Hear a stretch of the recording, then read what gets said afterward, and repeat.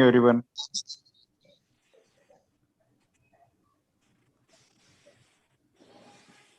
Good evening doctor Patil sir, 1 तारखेला या मुंबईला.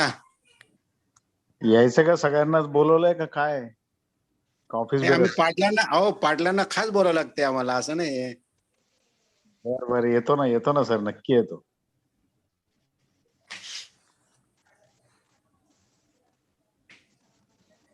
So it's 9:06. सर आपण चालू करू, कारण डिस्कशन आणि याला टॉक चांगलं टाइम भेटतं.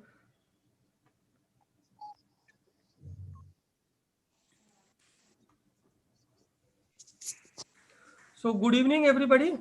I welcome you all to the 15th Medico Legal webinar series, and today we have a very different topic. So I would first directly hand over to our IMA Maharashtra State President Dr. Ramkrishna Londe sir to give his president's message. Over to Dr. Ramkrishna sir. Thank you sir. Welcome you all are welcome. Today's topic is media and this doctor. It's a very hot topic and challenging one. Honorable State Secretary Bandarkar sir, State Subcommittee Chairman of Medical Legal Cell Dr. Shukla sir, our friend joint co-chairman of Medical Legal Cell Dr. Abhay Shapurkar sir, learned speaker, friends, all office bearers. Today's topic is very important one. One issue is there with our small town. Dr. XYZ is being harassed by this media, by various clippings, various and newspaper also. So what should be done in this case? If media trials are being done, one newspaper paper also harassing our doctor. We met the Suprema Police SP, CS, and this all people, but he is not getting relief. So my humble request, such discussion should be there. Now, without wasting much time, I request Dr. Shukla ji continue. Over to Shukla. Thank you, sir. Thank you. The reason of keeping this topic was the same, okay, so that we can help our members. So thank you, Dr. Ramkrishna Londe sir. I am a Maharashtra State President yes, for giving you a message. Today is a very different topic. It is not very different, but it is still different because we doctors are a lot of media shy when criticism comes. But for the other time, we are very happy when we are on the front page receiving different awards as well as marketing ourselves. Today, the topic is social media and doctors. Prevention is better than cure. And this panel discussion is brought by Nishit Desai Associates. And we have a very eminent moderator and panelist. So I would like to first introduce the moderator. Today's session is going to be moderated. The panel discussion is going to be moderated by Dr. Milind Antani. Now he's a surgeon turned lawyer. Dr. Milind Antani leads the pharma healthcare medical device digital healthcare practice at research-based international law firm, Nishit Desai Associates. He is acknowledged as both as pioneer and authority in his domain.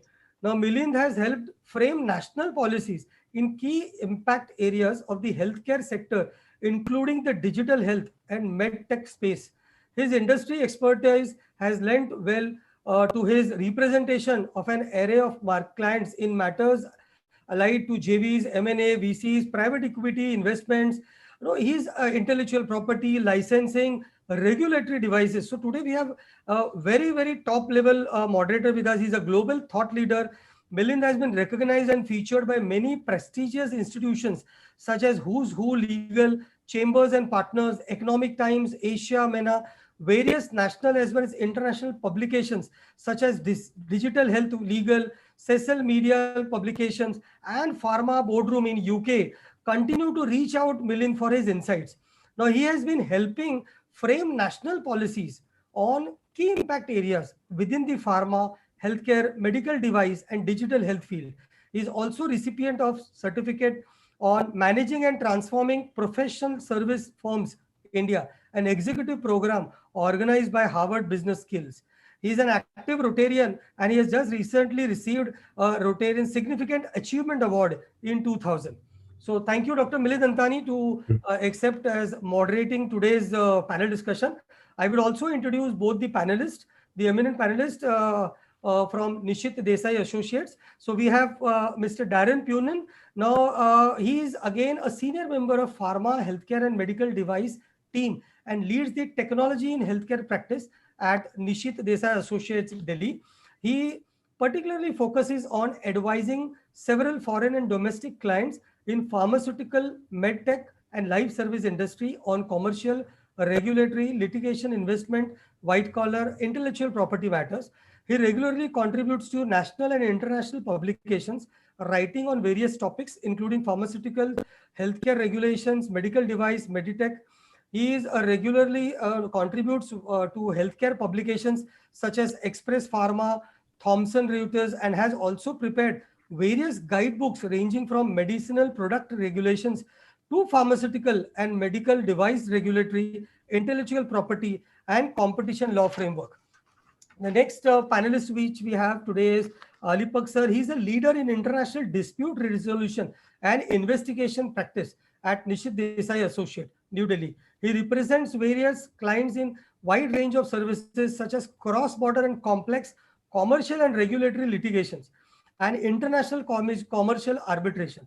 He has been recently appointed as National Rapporteur for the International Bar Association Toolkit on International Arbitration and Insolvency 2021 by the IBA Insolvency and International Arbitration Group.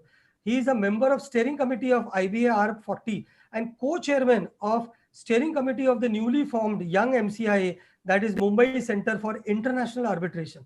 The RSG India report published in 2017 and recommends Alipak as excellence in corporate litigation. He was also nominated as the emerging leader in 2019 RSG Indian ranking. So we have a very high level eminent national and international speaker today. So over to Dr. Milind Antani sir. I'll be muting everybody except the speaker and two panelists. And then I and my co-chairperson, Dr. Abhay Shapurkar, at the end of the panel discussion, will take the questions. So I would request others who have been joined through the panel link to take care that they don't unmute themselves, because in panel discussion, if there is any disturbance, the link breaks and you might miss important take-home messages. So over to Dr. Milind Antani sir. Thank you, Dr. Ashok and Dr. Ramakrishna. I never expected that the introduction can be so flowery, and I think thank you very much for that. But sometimes we feel that accolades and all are fine, but end of the day, even if you're looking at the sky, your feet should be grounded, and that's what we are going to talk today. And when I must thank you, Dr. Sugandhi Iyer, for giving me these to be a catalyst in giving me this opportunity.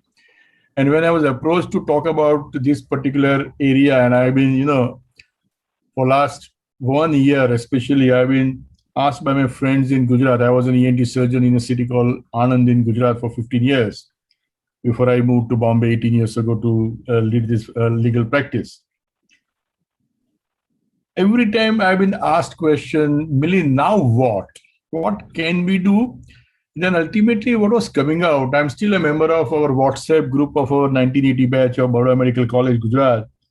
What came out was, rather than entering into this, it's better to prevent it. And that's why the particular topic I thought would be more relevant. And I personally don't enjoy monologues. And unless you have a great team, you can't work. And that's why I thought I must have two of my best lieutenants who are expert in that area. And naturally, Darren, who has been working with me for more than 6 years, and Alipak for almost 6, 7, 8, 9 years. Both are experts in their field. And since we are talking about primarily social media, and that comes the technology part. So I thought, why not Darren, who leads the entire, if I can ask him to talk about AI and machine learning in healthcare in India, he can speak for a whole day. And same is true for Alipak, who has been working with me on all healthcare related legal dispute issues. Now, as you very rightly said, it's a very important and in thing. I'm using the word in thing.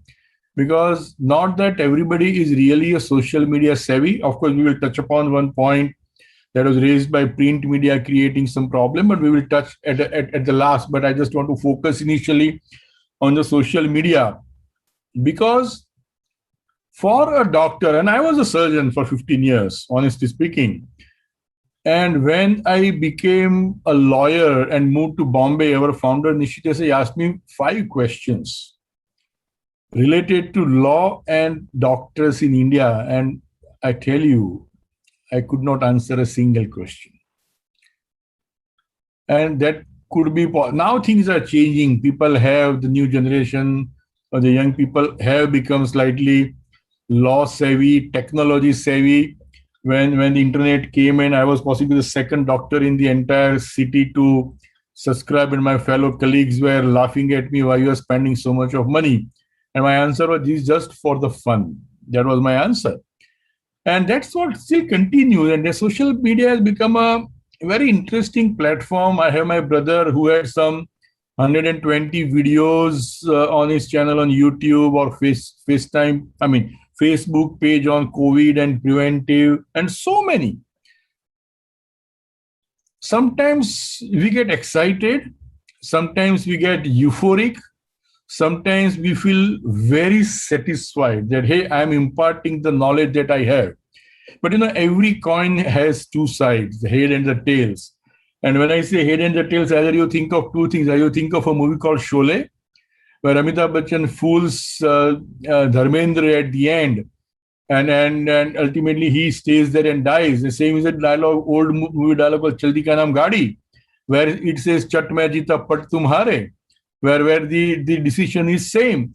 So this is something, when you go to social media, this is what something that really is likely to happen. That whether we have a fear of unknown or whether we have a nightmare of known, that is what the situation really happens. And that's why we thought I would have Ali Pak and Darren to just talk what we are going to touch upon. It's a huge topic, Ashok. It's a very big topic, and I can do 6 hours on that. But we decided to pick up some important points which are really burning issues. We all personally feel that, yes, we all, being a doctor, are going to face some challenge. Whether it is your patient, whether your patient's relative, if patient is diseased, are there to malign you. There is a wonderful word called Tejo Dvesh in Sanskrit, that people who are successful are always envied. Remember that. And then doctors have to live with that. So we thought, why not discuss what exactly can happen? What are the regulations which are there? What are the remedies to the medical fraternity in such a situation? And at the same time, is there a way to prevent this? Ek haath se taali kabhi nahi bachti, many times. So many a times we also don't know that, hey, you made something which invited problems and chain reaction starts. You post something on Facebook, you create your YouTube channel, there is medical council, there is a lot of things keep on happening and people pick up. Remember, there are people who are free to have such issues creation. So let's start with that. So Darren, let me start on a very, very basic and generic parts and touch upon the doctor side. What are the basic general regulations that really cover social media in India in general? Thanks, Dr. Antani. So to get down to the primary law, we are looking at a legislation called the Information Technology Act, and that was enacted back in 2000. And basically, this law governs the interaction of any person over any electronic media. And of course, largely, we're looking at the internet, but it doesn't necessarily stop there. But any communications that take place over an information communication technology platform is governed by this particular law. And what is more relevant from our context are the rules and regulations that come under them. To understand how social media platforms are regulated, we have to first understand what they do. They are basically platforms which connect the various users around the world, right?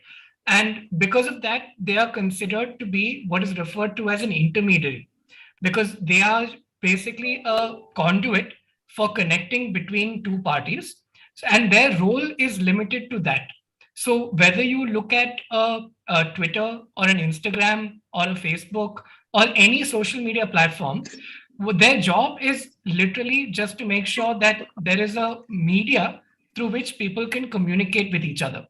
So because of that, they are given the opportunity and some relaxation under law, which basically one provides them with certain protections and the other certain obligations.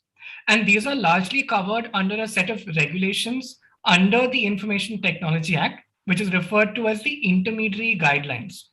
And these intermediary guidelines provide for something very important for all social media platforms, and that is called a safe harbor. And that safe harbor largely protects social media platforms from liability so long as they comply with certain requirements, to the extent that they do not manipulate anything that is on the platform. They merely act as the conduit for communication between parties.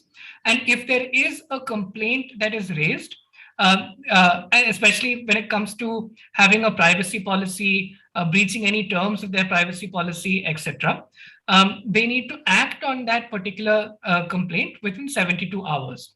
But of course, there have been certain judicial developments which has actually watered down some of these requirements. And we'll get into, the litigation side of things in some time.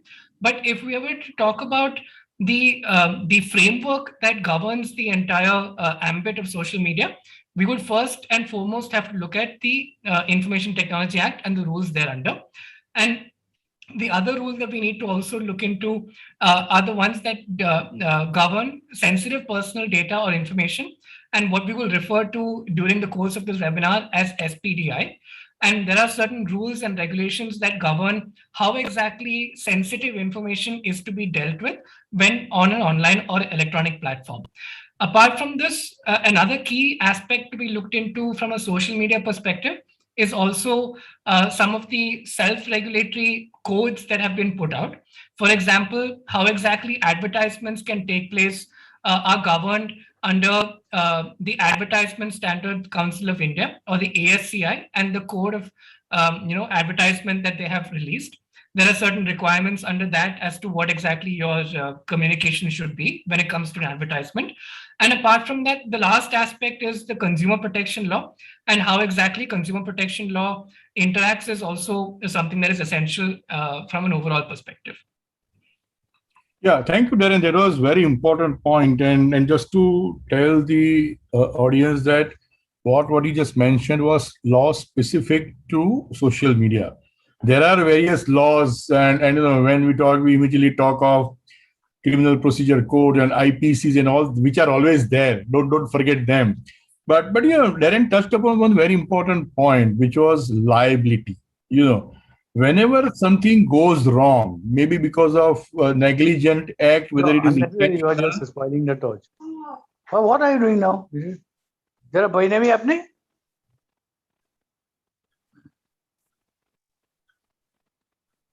Hello? Can you hear me? Yeah. So what I was trying to say, that the liabilities are likely to arise, and how liabilities happen.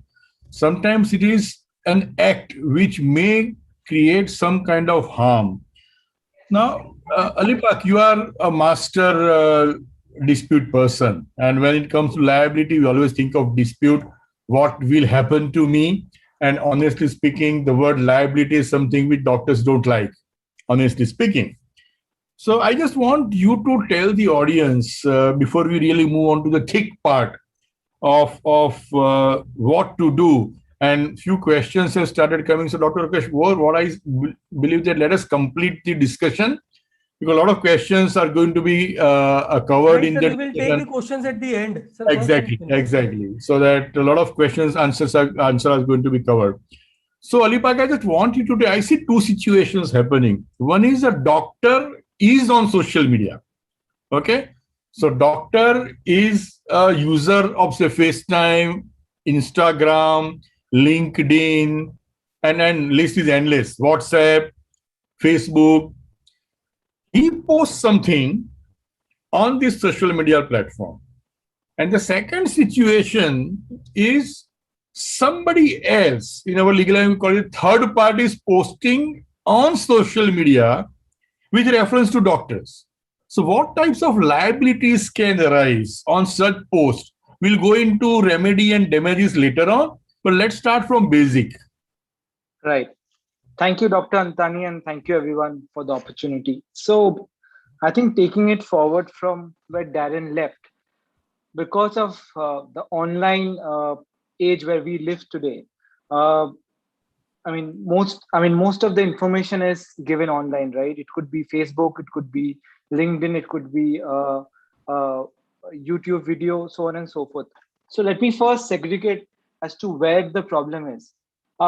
Instances where we give advice which can be construed as sometimes obscene or sexually explicit. There could be data breach issues. There could be breach of confidentiality issues. If we take, while sometimes what happens is when we try to give a general advice, in our advice, we will give examples.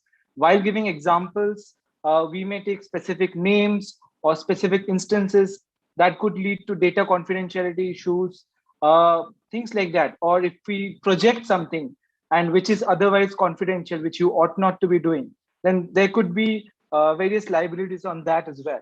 Now, to take a deep dive on what exactly is obscene or obscene material. The reason I highlight this, because under the Information Technology Act, it provides for severe penalty under Section 67, penalty of 5 years, which is non-bailable. How it can happen? Sometimes people are, for example, giving some advice, their code of conduct, or things like that. It may be perceived as someone that the content of that is obscene. Now, it's all perception driven. I'll give you another example. If some advice is given online, and if someone construes that to be hurting religious sentiments, then that could have a different connotation. There are provisions under the Indian Penal Code, under the Information Technology Act, where someone can go and file a police complaint or a first information report, FIR. Now, maybe on the merits of it, you will ultimately succeed. But as you know, in India, it takes somewhere between 1 or 2 years. And during that time, you will be running around asking for an anticipatory bail or a bail application as applicable, depending on the provision. So it causes a huge amount of hardship. So largely what is dependent is what you say on media. We need to keep these 2 or 3 things into mind.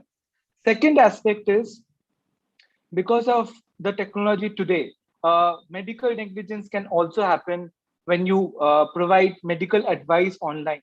We have the apps over here, and that has been authorized by the telemedicine regulations, which came in 2020, right? So in fact, that does not change. What can happen in a regular in-person visit? Similar liabilities can come on medical negligence. The consumer forums are there. People can also file a criminal case invoking the provisions of the Indian Penal Code. So to my mind, these are the 2-3 angles where doctors could come under trouble. First is the imparting of the online knowledge or the online material, that one needs to be very careful. And number 2, issues of negligence, so on and so forth. Now, the second aspect where doctors could be maligned, I think that is more important, because as sensible professionals, mostly people know what is to be told and what should not be said. I think the second part is outside the control of the doctors, right? Where people take an individual YouTube video, they transmit it through WhatsApp groups, they kind of post defamatory materials, so on and so forth. So again, on this, I would categorize into 2 or 3 buckets. First is defamation. if some person has a personal grudge against a doctor, maybe they'll go to YouTube, pick up some videos, and start posting nasty material on LinkedIn, on Facebook, on Twitter, and try to malign the reputation of doctors. Like lawyers and doctors are principal. I mean, the way the profession is, I mean, the repute is of paramount importance for us, right? So they will try to malign that. Number two, cases of cybercrime. You provide some information, or you provide your email address, and then there are hackers, and these incidents have significantly increased since March 2020 after we had lockdown. A lot of intermediaries are grappling with this. There could be hacking, there could be phishing, there could be impersonation. Someone could create a fake user ID password and impersonate that you are the doctor, and that person can collect money, or they can continue to deliver medical advice fraudulently. These are incidents which are happening in real life. We will talk about what are the remedies which the doctors can take to mitigate such losses. But at this point, I thought I'll just highlight the issues, and then maybe over to you, Dr. Antani. Yeah, thank you, Alibag. That was very important point. Both sides, as I mentioned, that every coin has both the sides, and it is important either way. But I totally agree that reputation is the paramount for profession like medical profession, and that is where the real challenges are. I'm going to touch upon what options doctor has in such a situation. We'll discuss later on. But Darren, you talked about various laws. Now, with reference to doctors, it's a very short question, and it could be very short answer also. But I just want to touch upon this: that if you were to shortlist 2, 3, or 4 laws which doctors should be aware of, that hey, there is this act exists which can help me in a situation when there is something happening on me on social media, or I should be aware of that law if I have done something inadvertently. Like as Alibag very rightly mentioned about obscene. Now, what I as a doctor think is not obscene can be considered obscene in the eyes of court. You may find me slightly aggressive or talking too much, but if a surgeon is posting a video of mastectomy, and there is a pre-op video, intra-op video, and post-op video which exposes the breast of the patient,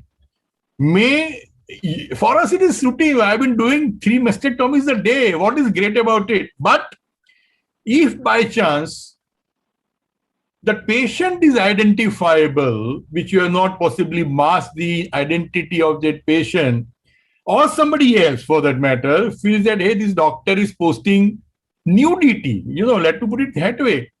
Point is, we have an offense, we have a defense, as Darren Alibag very rightly mentioned. But the point is, there is a possibility something can go wrong. That is where the consent part, that I may post your video as a training purpose or imparting knowledge because I am doing some different type of surgery which can be beneficial to the patients. All those things will come into picture, which are going to discuss later on. So Darren, can you just shortlist few laws which doctors should be aware, which can be, they think that yes, this law can prevent me in a situation where I posted inadvertently something which has landed me in problem, or somebody else is maligning doctor. So just mention the laws. We will discuss details later on. Sure, Dr. Antani. I think the way to look at this is because most laws, they talk about regulation. So to approach it, rather than look at the protection, but look at the compliances or what is expected of a doctor to be done. And how exactly, if they do these things or they keep these things in mind, then they should be rest assured that they have not violated some sort of law, because it's permitted unless prohibited. Most laws that we look at today, and therefore when we look at restrictions and obligations, from a doctor's point of view, I think the key, and this cannot be emphasized enough, of course, because, and I'm sure all of the doctors here are aware of the Medical Council of India, which is now the National Medical Commission's Code of Ethics, which continues to be in force, even though the principal legislation has changed, which is the Code of Ethics of 2002. They continue to be in force. They regulate how exactly confidentiality should be treated of the patients. They talk about what kind of advertisements can be put out by a doctor, how the advice of a patient should be provided, as well as what kind of records should be maintained by a doctor. And these aspects, of course, are very important because the interaction of a doctor with a patient is primarily regulated under the MCI code. And that continues to be the case even if it is on an online platform. So that becomes, the base for how a doctor should conduct themselves on any social media, as well as the, on the ethics side. Now, within the Code of Ethics itself has now come in the telemedicine practice guidelines, which in itself is so broad that it can cover any kind of advice that is being provided by a doctor over any electronic media. So it doesn't necessarily mean that you have to be on a Practo or you have to be on a Portia in order for you to be considered having provided advice over telemedicine. Because even if you were to provide advice, solicited or otherwise, on any online platform, the requirements of the telemedicine practice guidelines, which do have the force of law today, will come into effect. So that's something to keep in mind. The other important aspect, which I'm sure a lot of doctors will disagree because of some of the questions that have come up, is the consumer protection law. And we have to remember that merely because the term healthcare has been removed from the definition of services, it doesn't necessarily mean that any kind of advice provided by a doctor over an online platform is outside of the ambit of Consumer Protection Act. And it continues to be the case unless we have a judgment by a court that says otherwise, because that continues to be the position even today. And it's very important to know this because there have also been judicial developments which say that if you do provide a service for free and you otherwise provide that service for a payment, even that free service can be considered something that can be actionable under the consumer protection law. So that means that if you are providing either solicited or unsolicited advice over an online platform, and that turns out to cause some sort of a harm to a patient, that actually can lead to a situation where you can be held liable under the consumer protection law as well. So that's another very important aspect to keep in mind. And the last one I'll touch upon, and I'm limiting them to the top three, is of course the code of advertisement issued by the self-regulatory body. The reason I talk about this is also because many doctors engage with pharmaceutical companies and otherwise in terms of marketing. And, it is open for any person to raise a complaint before the advertisement body, especially if they think there is some sort of a surrogate advertising, meaning that, while something may be put out in the guise of medical advice, it is actually a promotion of a product. Or if they're trying to in some way advertise in violation of the code of ethics for medical doctors itself, that may actually lead to a complaint before the self-regulatory board, and accordingly action may be taken. So I think if I had to name the top three, Dr. Antani, I'd keep these up there. I totally agree. And I think you touched upon a very important point, is the Consumer Protection Act. This act recently got amended, and there was super excitement because initially people felt that, hey, healthcare and doctors are out of the scope of Consumer Protection Act. It is not so. The doctor can be held liable under this Consumer Protection Act, which has slightly become more stringent but more easy as well. So that's very important. Three things I think we should know. Now, let me take a detour a bit, and Alipak, I'll come to you. We talked a lot on basics. Now let's talk about some real things that can happen that are happening, and that's where the liability comes, And it is said to prove a criminal liability of a medical professional is not an easy, because there is something called mens rea. But honestly speaking, every medical professional, I won't use the word fear, but is always worried of a criminal liability happening due to ABC reasons, whether the doctor being blamed for negligent act leading to, say, death or severe injury. Ultimately, it starts with some consumer protection complaint, then it could be a suit filed in a court and becomes a criminal liability, may become a tortious liability. But it becomes a problem for a doctor. And unfortunately, I have not undergone that. But I have seen many friends going into, and a lot of people in the audience would have faced the situation, okay, why me? But, so I just want to touch upon, especially since we are on social media and doctors, can you just tell us the basic difference between what is criminal liability and what is a civil liability when you are talking about doctors and social media? You may not go into the regular thing because a lot of other discussions would have happened in this forum. Let us restrict ourselves to social media today. Right. So I think the way I would put it, firstly, whether you have committed a criminal wrong or a civil wrong, unfortunately, today we are absolutely at the mercy of the complainant.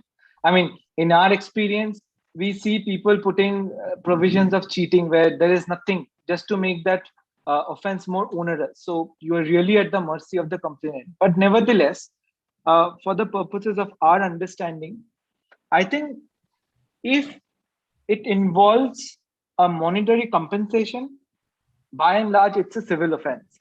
And when I say monetary compensation, it could be filed before the consumer forums, district consumer forum, which have ability to adjudicate below 1 crore, if that is what they are claiming. The complainant is claiming 1 to 10 crore is state consumer forum, and above 10 crore is the national consumer forum, where they will try to allege a deficiency of service, and they will seek compensation for that wrong. They can also file a civil suit, but because the way law operates is, if you have filed before a consumer forum, automatically you can't file civil suit in that sense for recovery, or there is a bar under the Consumer Protection Act in that sense. Second aspect is and of course, that can cover negligence at various levels. Now, coming to the criminal part, what mostly happens is, for doctors, we see that the provisions such as negligently causing death by act of endangering life and personal safety, section 337 of the Indian Penal Code, grievous hurt, causing hurt, these are provisions which are typically invoked by the complainant. Most of these provisions are bailable offenses. When I say bailable offenses, if the offense is less than 3 years, then you can get a bail as a matter of right. When you file a FIR, when the complainant files a FIR or a police complaint is lodged, let me go back to basics now. Okay, there are two ways in which a criminal machinery can be initiated. One, you go to police station, you file a FIR. It could be a police complaint followed by FIR. If the police is not registering your FIR, you can file a you can file a complaint under the Criminal Procedure Code to the relevant magistrate, and they can register a case and ask the police to investigate. That's how the process starts. Now, if one of the provisions of the Indian Penal Code has been invoked, which prescribes for penalty, which is less than 3 years, ordinarily that would be a bailable offense. You can claim bail as a matter of right. Now, if you can claim bail as a matter of right, that basically means you can't get anticipatory bail. Law only gives you anticipatory bail in offenses which are non-bailable. That's how the law operates. So that's one part to it. But in a lot of cases, more onerous provisions are invoked purposely to make the case very strong. They can put in cases like criminal breach of trust, so on and so forth. Cheating, case of cheating. They will say that I went to a hospital, I paid so much amount of money. It doesn't matter. At the end of the day, there may not be any ingredient of cheating because there has to be a deceit to prove a case of cheating. But at the prima facie threshold, at the inception, these provisions are invoked so as to sort of put more pressures on the doctors. So that's how the system works. It can't be divided in that sense, civil versus criminal. But I would say that it has got more to do with the intent, or and it's purely on how the complainant wishes to sort of pursue that case in that sense. So I think yes, I will stop here, and then we can also discuss if such a case is filed, what are the steps one can take. Yeah, so that is why I just wanted the audience to understand what is civil and what is criminal, because the gravity of the situation really changes. And I'm going to touch upon, there used to be a media trial. Now we have a social media trial happening, and sometimes. Sorry, Doc, one critical point which I missed and which is very important. For example, you are the managing director of a hospital, right? And you are yourself a doctor, and there could also be liability because of your subordinates. This is very important. Although the Indian Penal Code does not have provisions by which, by deeming fiction, vicariously liability can be affixed on the senior most person, but provisions like Information Technology Act, which is more applicable for online content, there could be liability on senior people. And under law, they say person in charge and responsible for. So if you are person in charge or responsible for, at least to facilitate that advice, there could be liabilities as well. But of course, the defense is the person who is being booked, he has to explain that in his reasonable means, he did take care of all due diligence which was required not to be in contravention of the law. I think this is increasingly becoming very important across all sectors in our country, which I thought I will just spend. Very important point. So what I was saying is that these days we are seeing a lot of a social media trial happening. Like for example, people just post something just to malign or extort something, and by and large the impression is that doctor dar jayega or aa jayega. That is what the common belief is. Whether right or wrong, I don't know. At the same time, what I have seen, and one of my friends called me some time ago, that he found some relative of the patient taking a video on his cell phone while my friend was examining the patient. And can it be done? And it can be done, it cannot be done. Sometimes ball is in our court. That's what I'm planning to discuss with you, continuing on the criminal and civil liability part. But before that, I think one important point, and Dharan, I expected that you would include that in top 3 or maybe 4, especially when we are talking about social media, and Alipak briefly touched that, is data privacy. Sometimes the medical fraternity misses that. Not that they don't want to, they are doing intentionally, but many a times I have to pick up phone and call my friend who has posted some interesting X-ray findings or some interesting surgical procedure he has done. Great job done, but they forget to mask the identity of the patient. So I many times tell them, hey boss, ye change kar. First of all, delete it, change it, mask it, and then put it. They go, why? वो मेरा 10 साल पुराना patient है. It starts with that. But that is where can be a loss. So that is what I just want. Before I really move on to the hardcore stuff, we have another 15 minutes where we are going to discuss a hardcore part. Can you just tell everybody about, very briefly, maybe in a minute or two, about data privacy law and how important it is for a doctor to follow that? Because sometimes such situations may come unwarranted, uninvited, and unnoticed. Sure. So I'll divide this between what doctors need to do in their personal capacity as a treating physician and what doctors need to do when they run a established clinic which is registered and is a separate legal entity altogether. So in their personal capacity, and this is where it continues to get covered within the top law. Your requirements for patient confidentiality is already encompassed within the ethics code that you are governed by. And you are already told that the requirement to keep your patient's information and diagnosis, etc., is paramount within the ethics code itself. And you are required to maintain that as long as you practice. There is no end date as such when it comes to maintaining that patient confidentiality. So in a personal capacity, that is something that is envisaged and is enforceable under law already. But when it comes to a doctor who is running an institution, there is an additional law under the Information Technology Act, and this is where the SPDI rules come in. And there, if you are a body corporate, which is basically any legal entity, such as a company, partnership, LLP, etc., that is running a center which is collecting patient information, then there are certain requirements that you need to follow. For example, you need to have your own privacy policy, which is published on your own website.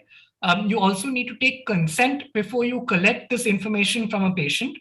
And you need to inform your patient how exactly you are going to be utilizing the information, how long you plan to keep it, and whether that information will be transmitted or transferred to any third parties. And that's where it becomes important, as Dr. Antani mentioned. If your privacy policy does not already provide for that consent on how you can share the information that is provided to you, you may be in breach of these particular rules if you publish that information without the patient's permission. But these requirements do fall away if you are dealing with anonymized data. And that is why masking that data becomes very important. And as Dr. Antani mentioned, a surgical procedure video whereby there are no details of the patient at all will be considered anonymized for the purposes of the law. And therefore, these consent requirements will fall away. But if short of that, if you do have any kind of identifiable personal information displayed and you are publishing that online, you may be in violation of these data privacy requirements. There is going to be a revamp of the law, and that revamp of the law may require you to be a little more vigilant in terms of how you are consenting to patient information collection, etc. But as of today, this is the law that we have. We would recommend that you keep an eye out for the personal data protection bill that is currently in Parliament. And if that does come out, we do expect that things will get a lot tighter from a patient confidentiality point of view as well. Yeah, I think that's a very important point. I think everybody should be aware of. Now, Alipak, I'm coming to you on the same point.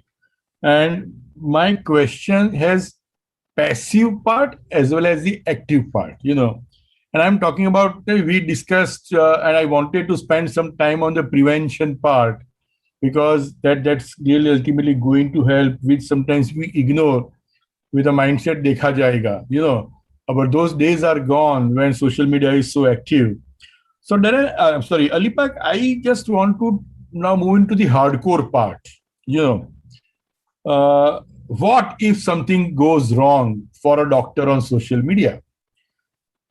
I will touch upon first the passive part of my question, that what actions or remedies, or rather what remedies or defense a doctor has if doctor is maligned on social media broadly, whether it is true or false, we will discuss that. And the active part, these are the passive, more general, what are the defenses, what are the remedies that the doctor has in such a situation. But the active part is, suppose a doctor comes to know either through somebody known to him that, hey, this person is talking nonsense, blaming you on Facebook page or Instagram or WhatsApp viral in groups कि boss ये doctor अंतानी ने patient को मार दिया, ये doctor अंतानी गलत prescription दे रहा है, he doesn't know his subject. You know, all those things when you, and that interestingly, sometimes the doctor himself or herself may not be on that media, but somebody is talking nonsense referring to that particular doctor. So the active part is when a doctor comes to know about such attack. I'm sorry, I'm using the word slightly aggressive word, attack. What action that doctor should do or take immediately? Okay, so first touch upon general remedies and defense, and then the active part, what actions that doctor should take. Right. I think, see, unfortunately, I mean, any legal recourse which you take, it has a timeline to it. I mean, it takes a bit of time, and unfortunately, it is also a bit expensive. Now, I understand. I mean, you may be treating 50 or 100 patients every day. Where is the time for you to sort of allocate that time to go after these people who are maligning the reputation, right? Now, I think the media strategy is also very important. People will post what they want to post. There are news channels, there are media handles which they will keep publishing. It's very important to keep calm. When such an incident comes, the first thing which you should do is you should clarify what is the truth of the matter, or there should be a 2 or 3 line simpliciter denial and to put across your perspective. I mean, when you are doing that, don't try to attribute further malafide on the news channel or someone who has done that. It doesn't help. I mean, if at all this was to go into a further litigation or something, I mean, the court would want to look at someone. I mean, if they have been maligned, they will be more sympathetic to a doctor who, in fact, at the first instance, upon him or her coming to the knowledge of that fact, puts across a reasonable position of the actual truth. It could be allegations that someone died because this was negligence, so on and so forth. You could simply write down 2 or 3 sentences saying that the condition of the patient was really bad. I did what I could do. Unfortunately, I mean, the patient could not survive because there were complexities and all of that. Something. But when you put that response, don't try to attribute malafide on the person who has posted. In short run, yes, people get angry. It is natural to get very angry. But at the same time, the minute you try to put some post on the content creator, then that person will again further tweet that, and it goes on, and it's a never-ending process. And maybe in 2 or 3 days, it becomes a state level or a district level campaign against the same doctor. I mean, there is nothing law in this, but as a matter of media strategy and what I have seen in last 10 years, how people effectively manage media, this is one tip which I should share. In terms of legally speaking, what are the effective steps that you can do? The best and the first thing which comes to my mind is to identify the URL content of the Facebook or Twitter or the YouTube video and put across a legal notice. If you feel that engaging a lawyer, it will be time consuming, it may be expensive, at the very least, put together a small little email with couple of paragraphs, explain how you have come to know that, what are the allegations against you and how that is malicious. Identify the link and ask that person to take down that link in 48 hours or 72 hours and say that if you don't comply with what I am saying, I will be constrained to initiate legal steps. Now, in 80% of the cases, this will not stop. People who are propagating a campaign against a particular doctor, I mean, like Dr. Antani said, these people, they may have been aggrieved at some point, or they just have free time in their life. They are not going to stop simpliciter by sending across a legal notice. Next step could be that you have to file a suit for defamation, or a suit which will have to be drafted and filed before a court of law, and wherein you ask the court, you identify the specific URLs, you make YouTube, Twitter, and all these people a party, or even if you don't make them a party, you are not required to make them a party. You file a suit. If there is a court order, then if you, after the court order, if you write to Facebook, Twitter, and all the intermediaries, they will take down that URL content. That will help you in minimizing the damage in that sense. It will not be publicized going forward. That content will be taken up. Of course, if you ask me, the person who has promoted that video, they will create a new link and they will start publishing again. Well, that is the reality of life. I mean, not only doctors, even all the brand owners, they are grappling. That is called what we call in internet term hydra-headed domains. I mean, hydra-headed web links. You stop one and another 5 comes. So that is the practical problem we have. But in terms of legal remedy, if you approach a court, if you file a civil suit, as a matter of, you can get an injunction on the second or third day. Courts are very swift in granting ad interim, sometimes ex parte orders. So that was on. Can you just tell them what is ex parte and ad interim? Correct. They are they will not know. Correct. So ex parte meaning the court will only hear you and they will not wait for the opposite side to appear. I mean, the court is so sensitized that your reputation is being maligned every minute. They will sit on the case and pass an order immediately. So that is there are ex parte. such orders passed in the history. I mean, every day in Delhi High Court, every day, hundreds of orders are passed like that by, in favor of brand owners and all of that every day.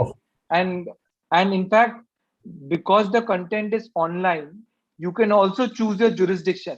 You may be in Maharashtra, but if you have a good lawyer in Delhi and Bombay High Court, these are places where courts are known for granting ad interim, meaning at the first day, ex parte meaning when the court is only hearing you, that kind of injunction. But there's a catch. If you have to file that suit in Delhi High Court, your minimum suit value has to be 2 crore rupees, meaning that you need to claim at least 2 crore rupees as a compensation from these people who are maligning your reputation. If you put that as 2 crore rupees, you may have to pay 3 or 4 lakh rupees as court fee. That becomes a little practical, that gives you practical difficulty. But you can file it before district court where the court fees are minimal. Even the district courts in Delhi, Bombay, they are also well equipped and they keep granting these kind of orders every other day. So either you take a passive route and send a legal notice, or you personally serve a legal notice and wait for it. That's route number one. Or if this really frustrates you and you are fine to spend a bit of money, then you directly go to court without informing the opposite side and secure an order on the first day itself. And after you secure the order, you write to Twitter, Facebook, and all the intermediaries saying that this order has been passed. In compliance with the order, you have to take down the URL content. So that's how the law operates. You can also directly reach out to Facebook and Twitter with the URL, but 99.99% they will not comply with that request unless there is a court order. They do this because of the Supreme Court judgment of 2015 in Shreya Singhal, where the Supreme Court has clarified that unless the intermediaries are given a specific court order, they are not expected to take down a content. However, the new intermediary guidelines have come in February of this year. It provides that intermediaries can also suo motu take some compliance and take down orders, but in practice, in reality, unless you have a court order, they are not going to come to your rescue in that sense. The other important aspect, one last point, which I want to emphasize is, see, what is your defense in all of this? Assuming that there is a malicious movement against you and there is some truth in that, how do you mitigate?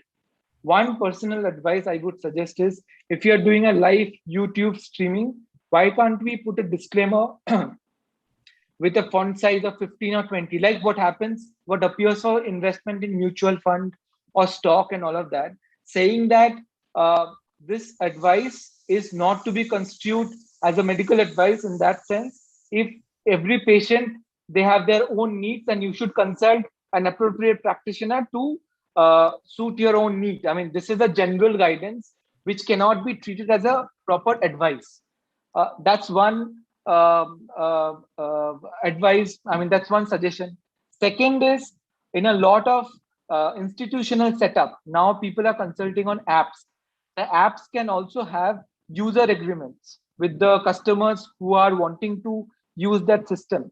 The user agreement can also stipulate some safeguards and some disclaimers to that effect. Because at the end of the day, when you're fighting the case, at the time of your main defense, these are all disclaimers which will come to your rescue, where you can demonstrate that you did take all diligence to inform and educate people, that your advice was more general. If there is a specific problem, you need to run to a specific doctor. You can't take an online advice and keep, say, for example, treat a patient with COVID. If there's a problem, you run and take a prescription and the doctor will prescribe. You can't generalize it, and after that attribute liability in that sense. So I think I'll stop here. And one last point. I'm also conscious of one enactment in Maharashtra, the Maharashtra Medicine Services Institution Prevention of Violence and Damages Act of 2010. It's a very stringent act. It provides for punishment of 3 years, but then while it contemplates any kind of violence, it does not include social media in that sense, because this was enacted in 2010. I mean, it remains to be seen whether these legislations are included to include online content as well. Maybe that is the need of the hour. Maybe doctors will be more protected in that sense. Yeah, so, Alipak, you touched upon very important and very emotional part, which is violence against doctors. There are so many laws, so many acts, so many judgments, but still that continues, and somehow, but I don't want to discuss that today. But let me ask you one direct question, Alipak, on what you just mentioned. And this is very aggressive and active part. When you just touched upon everything, what are the remedies, what are the actions that can be taken, and these social media platforms or handles can also be approached. However, there are certain regulations like Share Single Order, etc., play a role. But if doctor comes to know about such maligning act or video being shot in the office and posted on Facebook, this is what this doctor does, a kind of a sting operation of a doctor, let me put it that way, or even maligning on social media,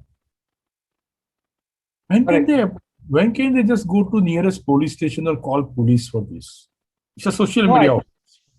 Of course. I think, in fact, one of the questions also suggests that if they barge into our chambers and they start shooting a video, right? Now, I think one is, nothing stops you from going to a police station and filing a police complaint, saying that in my private clinic, I was seeing a doctor, I was seeing patients, some miscreants, they came into my chamber, they shot this video, possibly, I don't know how they're going to use it. It's an infringement of right to privacy for the patient as well as for the advice which I'm giving. I mean, it can work, but again, most of the things, I mean, most of it, what we see in social media today is, I mean, at least the online videos, I mean, sometimes people who shoot this kind of videos, they are immediately impacted. I mean, either the condition of the patient is so bad that really, I mean, nothing much can be done. And in that sense, they start shooting a video, thinking that if something was to go wrong, they will have the ability to malign the doctor. I mean, what will the doctor do? Will the doctor not treat the patient and fight till the end, or will he try to stop this person from shooting the video? I mean, that becomes, a moral conflict in that sense. And again, there is no direct solution for this. But of course, after this incident has happened, you can go to a police station. I mean, provisions like trespass, it is not used usually, but these are, the law provides for it. Trespass would mean, I mean, if it is a miscreant, that without any authority, how did you come to my premise and disturb the trade or the profession which I'm practicing? Tortious interference in the trade, that's again a civil remedy. These are things which can be pursued, but again, we sometimes stop it because we don't go for that, because it is at the end of the day a little expensive to pursue as well. So most people stay quiet, but I mean, I agree with you. I mean, there should be police complaints and things like that. Maybe there will be some deterrence. If out of 100 people, 10 people are picked up by the cops, maybe there will be deterrence and our doctors will be respected. I mean, they are doing their best. I mean, their interest will have to be protected at the end of the day. So Alipa, just you touched upon miscreants coming into the consulting room and taking video, but sometimes patient himself or herself might be taking a video through that pen with a spam cam, or even the relatives. Now, just to add that, can a board be put in the consulting room or a waiting room that taking any kind of videos is prohibited, like what we see in various temples? Is it possible under law? And if it is put, and if a doctor finds somebody taking video, the same remedies of taking action is available. I just wanted to confirm that. Yes, there is no prohibition. It's you are the occupier of that premise. There is no prohibition. I mean, our fundamental rights also provides for reasonable exceptions. There is no prohibition that if a person was to take a video, you must allow that, and definitely not in your chamber where you are treating a patient, because that is a private arrangement. You have the right to privacy. I think these are aspects which will be covered by the new bill, which is pending in Parliament. And once we have a data privacy law, I think these are issues which are not only being faced by doctors. There are other sectors also where people come into your room, they shoot videos. It has to be curbed. I mean, at the end of the day, private space has to be respected. Otherwise, a doctor will be more worried as to what is being shot rather than focusing on the patient. And like you suggest, I mean, there could be a signboard that photography is prohibited. You can't take videos. Some places I've seen, they in fact ask people to deposit their cell phones as well. I mean, I think that is a little extreme, but I have seen in my experience 1 or 2 clinics where they will say that please put your cell phones. They will say that if you receive a call, that would cause disturbance to people, which is why you should put it. They'll do it the other way. And most people comply. Even that can also be. That's true. Yeah, exactly. Yeah, that's very important point. I think very, very good download you gave. I know we could go on and on and so Darren, I'll come to you, and I think after this we will, almost more than an hour, but we have covered almost all questions. We just pick up once Darren says. Well, we had a very interesting discussions about what exactly prevention is, what exactly the actions and remedies are, how we can really act in this. Police also can play a role. What is criminal? What is civil? But I just want Darren you to just tell everybody, and I want to stand more on a positive note, that is there a possibility of self-regulation or what a doctor should be aware to avoid such things? Is it possible? To me, it's not absolutely impossible, but it's not very easily possible also. Can you just share 1-2 minutes there? Sure. And I think maybe for context, because I know that it is also a little frustrating that we don't have so much protection within the law that automatically prevents these kind of acts. And I think the reason and the rationale behind that is also because as a policy and law, India has moved away from pre-censorship. So there is a fine balance between the freedom of press, the freedom of information, and the fundamental right to privacy.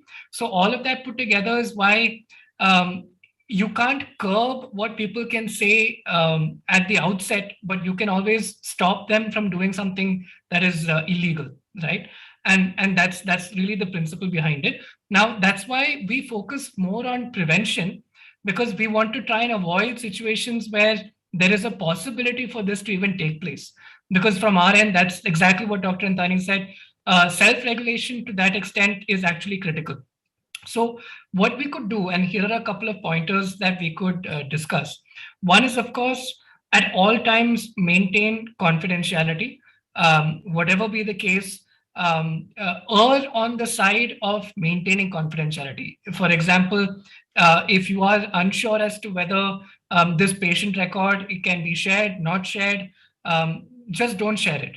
And to the extent that something can be masked, do it. Where you can anonymize data, do that if it has to be shared. And whatever. And just to be clear, even if there is a way for a person to link what you have shared, although anonymous, but with other information that is publicly available, that may also be something that is a breach of confidentiality. So you have to be very careful there. The other point is on the way in which medical advice is provided. To the extent that you can, especially on public forum, you should avoid having to provide medical advice that is specific to a particular patient unless you are absolutely certain that that is the condition in that particular situation. Because if you do, you are opening yourself up to scrutiny on a public platform to basically have anybody come back to you and say, look, you said it and I did it based on what you said, and now a harm has been caused to me.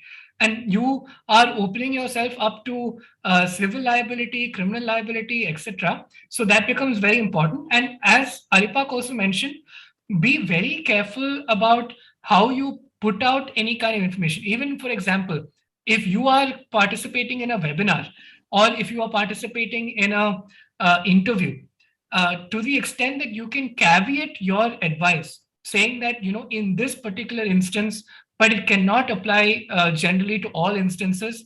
Even if there is no text disclaimer, you can always say it, as part of your response, or at the end of whatever it is that you're saying, you have to always mention that this is specific to this particular case. It does not apply to all cases, and it could vary from situation to situation.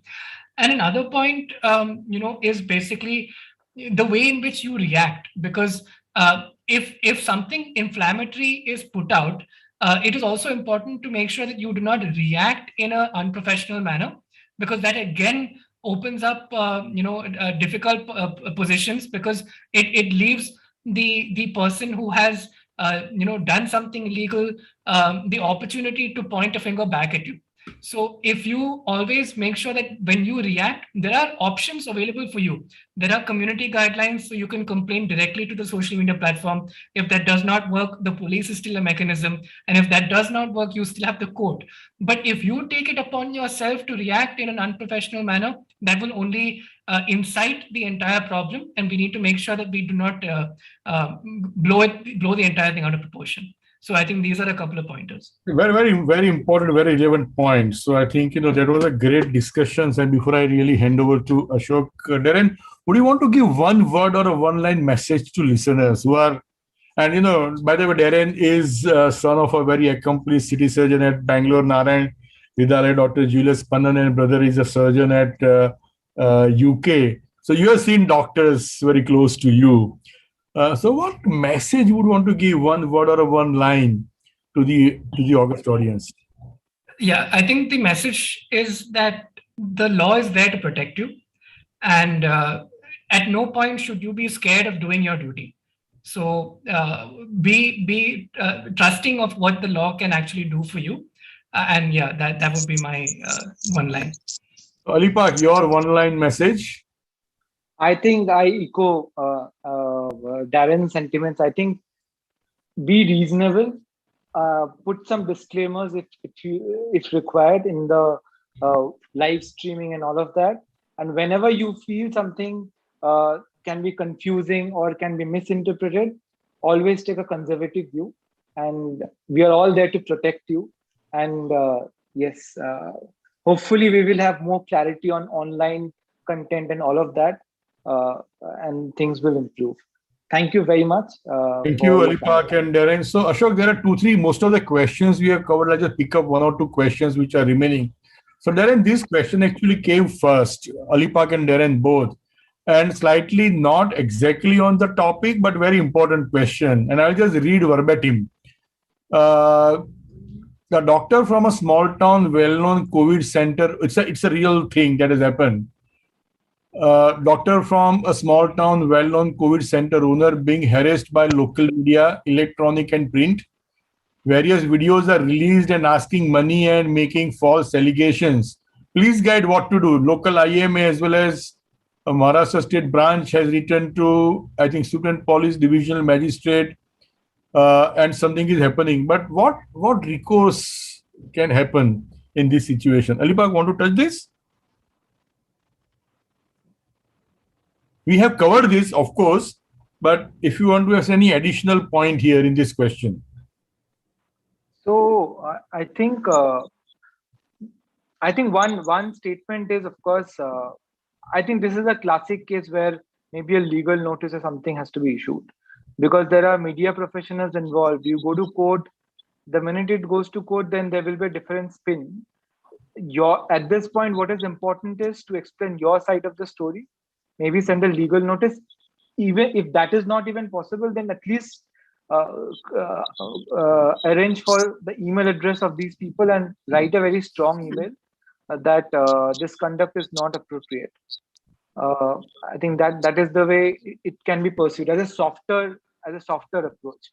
Now, if you want to fight it, then of course one way to do is, like I was explaining, to file something civil and ask for severe compensation. That may act as a deterrence and not allow them to further continue with this kind of allegations, continue with this kind of narrative. But again, that will also incur some amount of costs. Yeah, there are a few questions coming in. I see hands being raised. So Darren, these two questions are for you, I feel, related to intermediary guidelines. That, you know, it's a guideline. It's not a clearly mentioned in the guideline that who will take the responsibility in such situation. So can you want to throw some light, maybe? Yeah. So the guidelines are actually not guidelines from a legal perspective. They are legally enforceable. Exactly. They are issued with the force of law, and there is a straight liability and responsibility on the intermediaries to ensure that they do follow these requirements, which are basically the due diligence requirements from an intermediary perspective, in order for them to avail of the safe harbor that I referred to earlier. Any obligation that they do not follow, they automatically lose the safe harbor, and it opens them up for liability, and that is a legally enforceable liability. Yeah. And the next question, you know, is one of my patient posted prescription of amitriptyline and mentioned that how come this doctor has prescribed a psychiatric drug. Now, how to face this? Now, you know, this is very important, and Darren will touch upon that the doctor who prescribed is MBBS for sure. That is number one. And number two, whether the doctor was a psychiatrist or not. MBBS is a basic degree where a doctor is expected to have, it is given that he has some knowledge. That's why it's MBBS. But many a times what we have seen, that suppose something goes wrong to the patient because of such drug which is not prescribed by an expert, court may take time to understand, and that is where the arguments would play a role.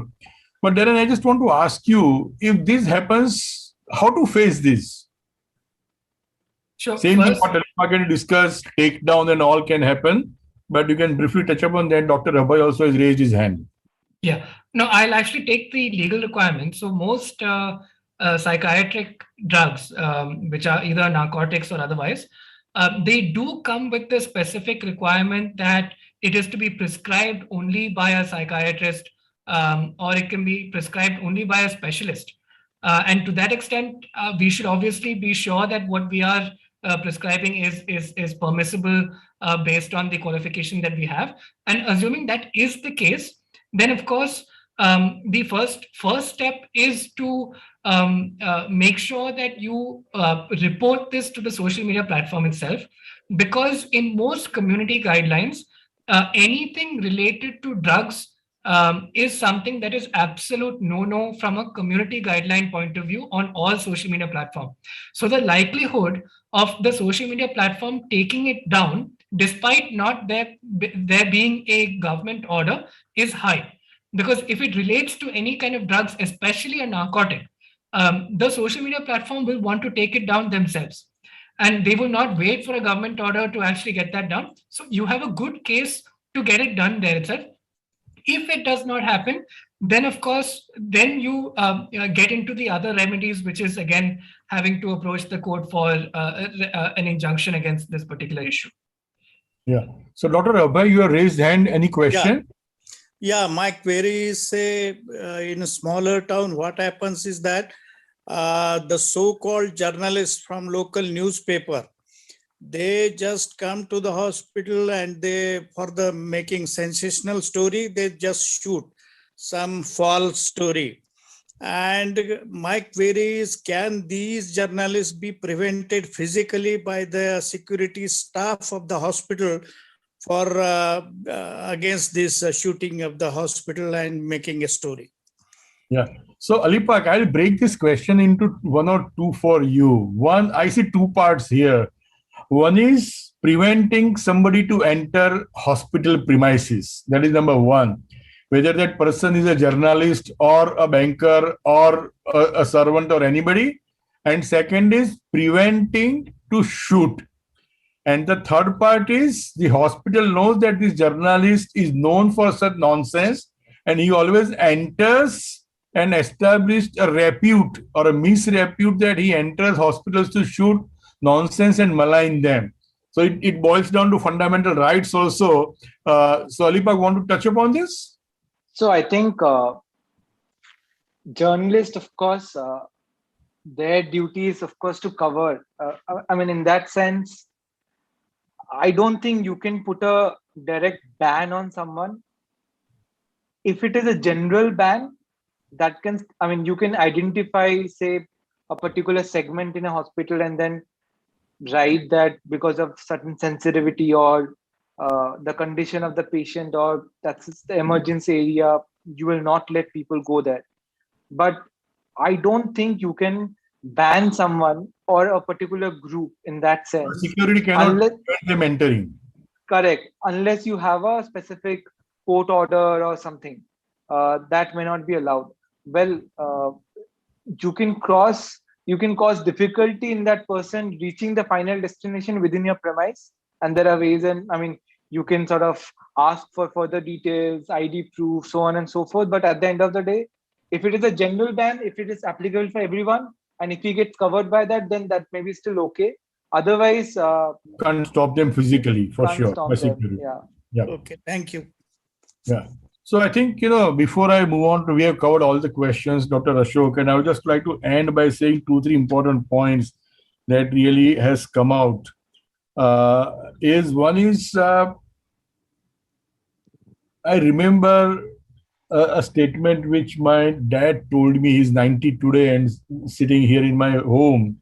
When I was a child, he told me things which cannot be cured have to be endured.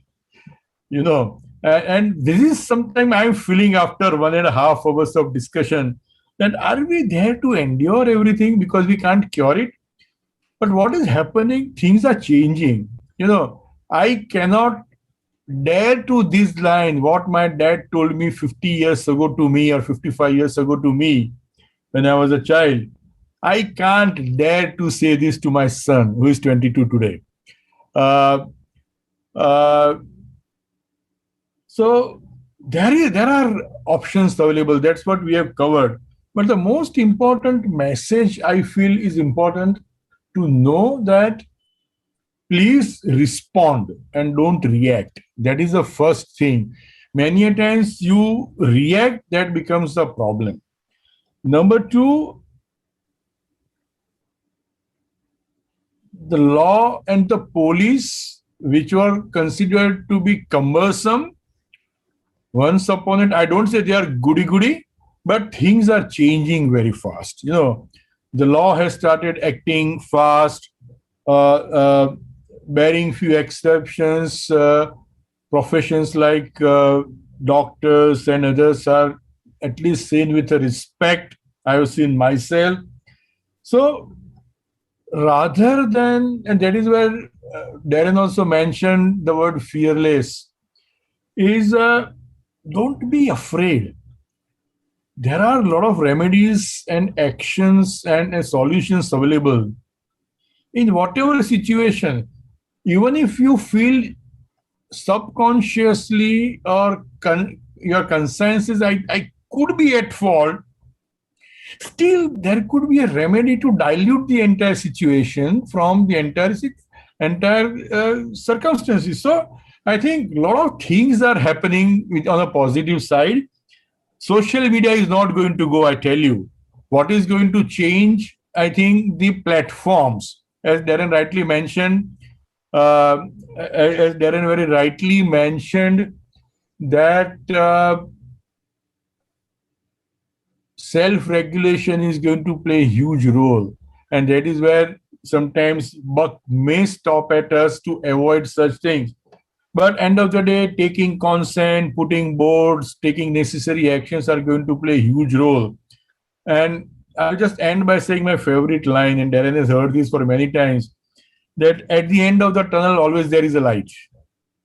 Be positive, things are good, but be careful, it could be of a coming vehicle. So you have to walk very carefully so that you don't bang with the light which you think is actually the sunlight, but could be the vehicle and which will hit you and kill you.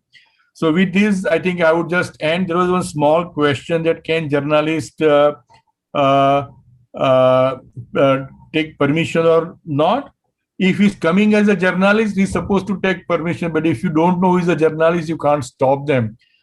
Concept of trespassing, which Ali Pak mentioned, is always there, but you have to act there. So I'll just end by saying that act when required, respond without reacting. Thank you very much, Ashok and everyone in Maharashtra for this wonderful opportunity, and thank Darren and Ali Pak to share their experience. Over to you, Dr. Ashok. Thank you, Dr. Milind, for an excellent panel discussion.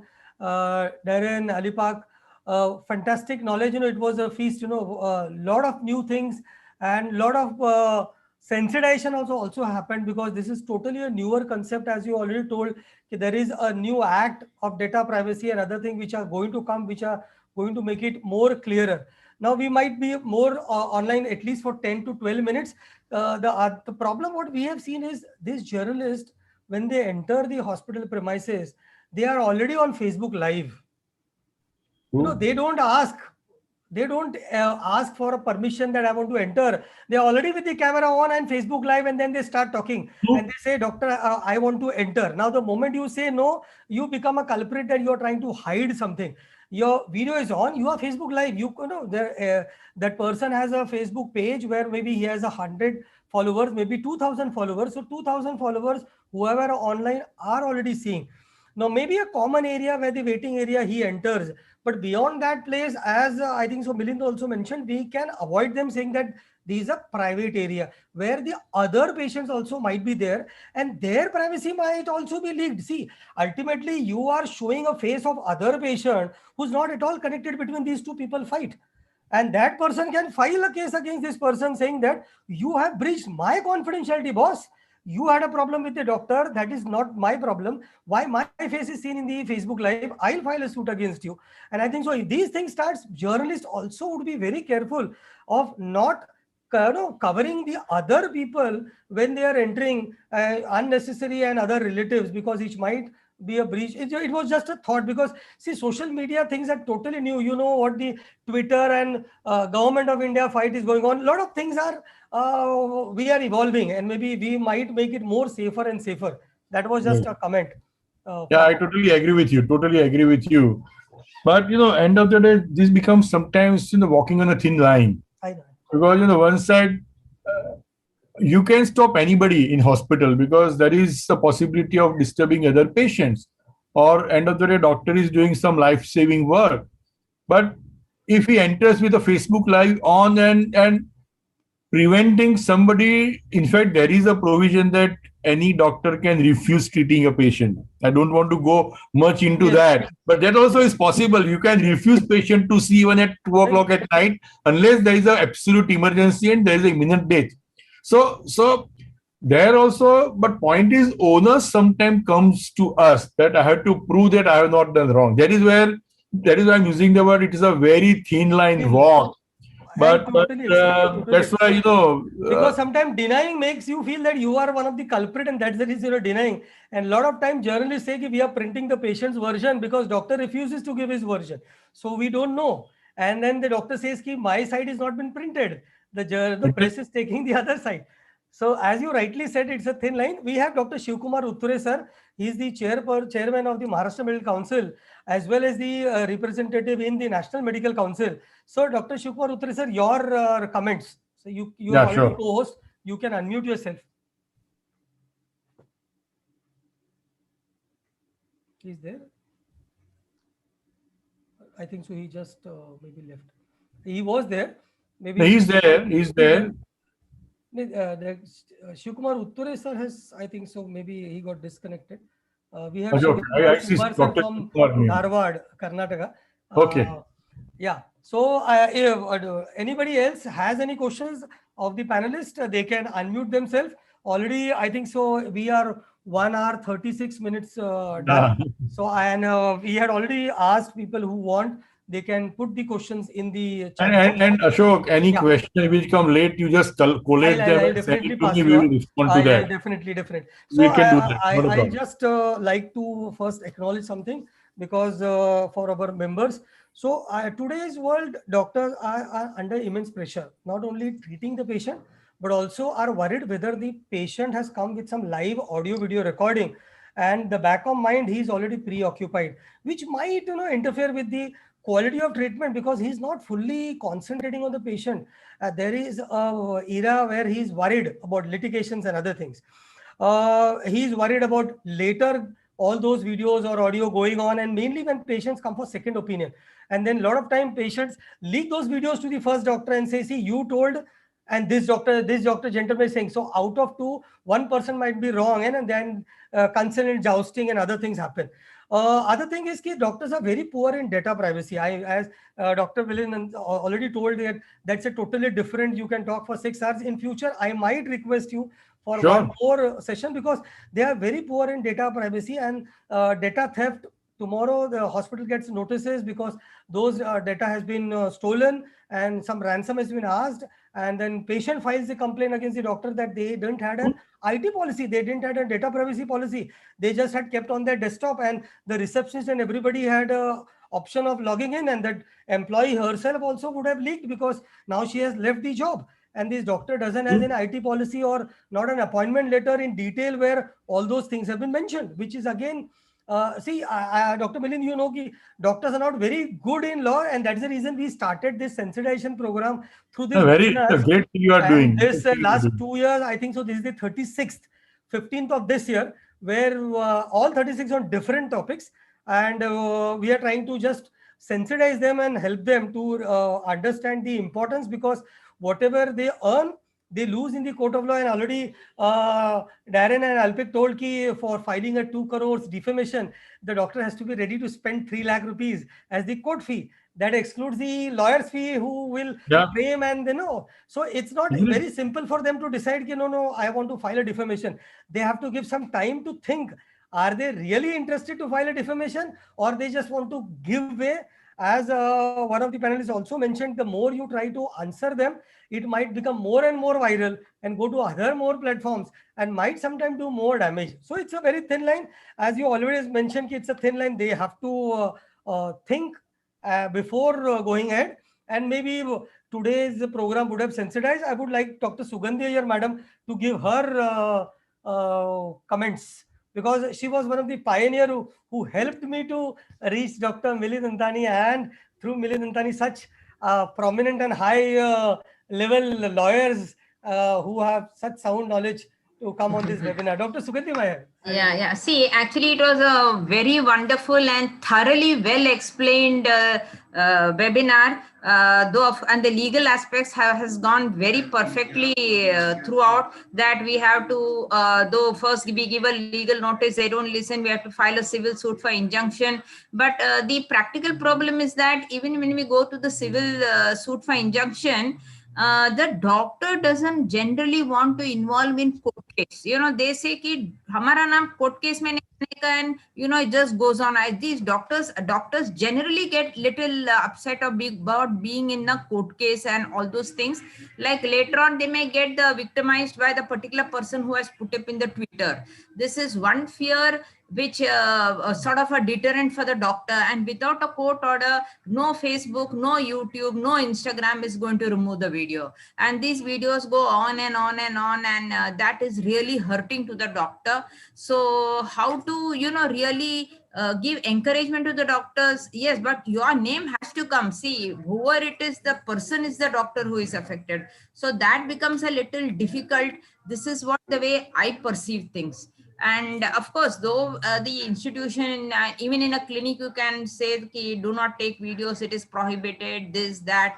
And but people just come in and start taking videos and they load. And then we have to, can we go to the police? I mean, nobody likes to go to police and all, but sometimes the doctors are forced to go and this thing.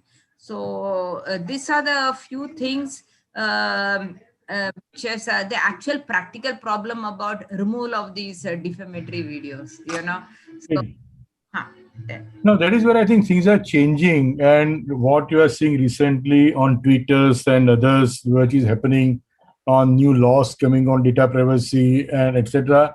Things are changing, and that's what I believe, that things are changing, and the free hand or the free flow these platforms used to have is going to get curbed very soon. But something really came to my mind when Sugandhi Iyer mentioned about doctors not going to court. Not totally relevant to what we are talking, but sometimes when doctors go to court becomes a path-breaking thing, which we have seen yesterday only, okay, on Maharashtra fee capping thing, and Supreme Court did a very favorable judgment, and going by 160 forwards that I got in my doctors group referring to the doctor of Maharashtra, and everybody says at least there is one hero in doctor fraternity who could think of going to court, and things happened, So that's what I think. Act. Just don't. Sometimes you have to play six on a good length ball. Over to you, Ashok. Yeah, Dr. Jyoti, madam, your comments. Madam is Vice President of IMA Maharashtra State. Thank you, Ashok. Really, I congratulate you for your untiring effort to sensitize all the IMA doctors. And I really congratulate panelists, eminent panelists who have given a very good chunk for us to think about social media, of which we are really afraid of while practicing. We are really afraid of this social media post, and not only those social media posts, the comments which follow these media, they are also very terrifying. So we don't know how to stop these, and really you have given us a remedy by telling us that we can go to police. Is it to these police complaint? Is it in the form of FIR? Or we should go to cyber police, or should we go to a common police station? How should it be, sir? So ideally it would be cyber police, especially in Maharashtra. Mumbai cyber police department is super fast, I tell you. And I had seen one or two occasions. The first course of action would be cyber police. And usually they act very fast. At least in Maharashtra and Gujarat, I have seen. They usually act very fast unless there are some complicated parts there. Darren, you want to add anything here? You have done one case. Yeah, so I think the thing to remember here is also that, even if you go to your nearest police officer, they are also obligated to redirect you if they are not the authority to take care of the problem. It's not necessary that you have to, in the first instance, identify exactly who to approach. Because as per the law itself, if they cannot handle the complaint, they are required to forward it to the appropriate authority. So there's no need to worry about who to approach. Even if you go to your nearest police station to take care of the problem, it will still, take it through the right channel that way. They are obligated to help you. Okay. Thanks a lot. Really, we are overwhelmed with the whatever knowledge you have contributed today. Thank you very much, all panelists. Thank you. Thank you, madam. So on behalf of IMA Maharashtra State and IMA Maharashtra State Medical Legal Cell, with my co-chairperson Dr. Abhay Shapurkar sir, I would like to thank first Dr. Milind Andani for an excellent panel discussion, moderating the session, trying to get the take-home points, and that too simplified version so that our doctor members understand. Darren and Alipak, excellent sir, giving all those insights and with good amount of examples, and try to make your wording simpler also for us to understand, our members to understand. Hats off and thanks a lot.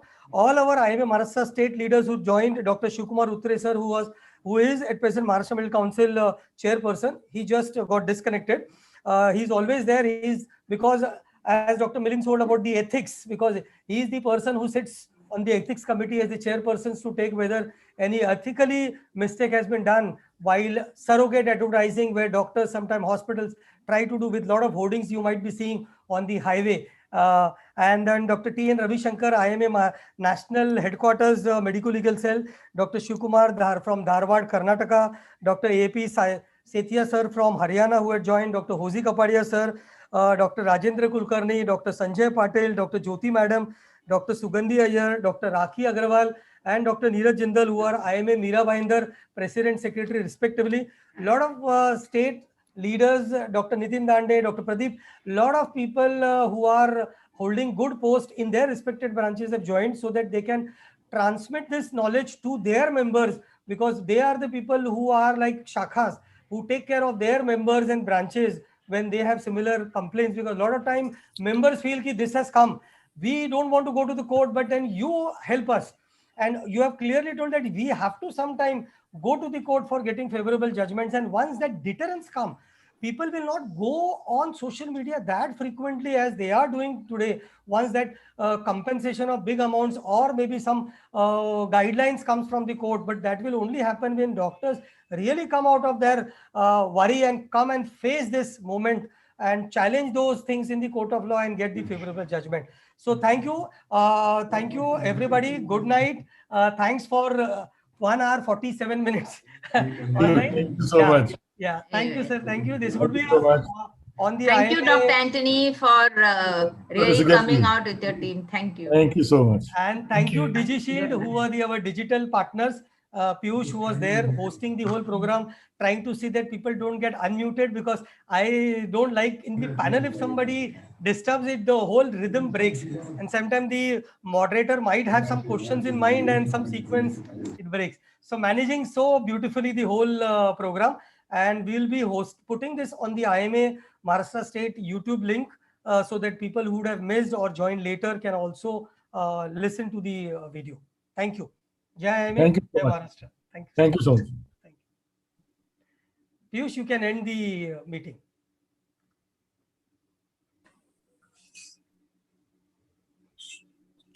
Piyush, you can end the meeting. Yeah. Yes, sir. Yeah, Piyush, you can end the meeting. All right.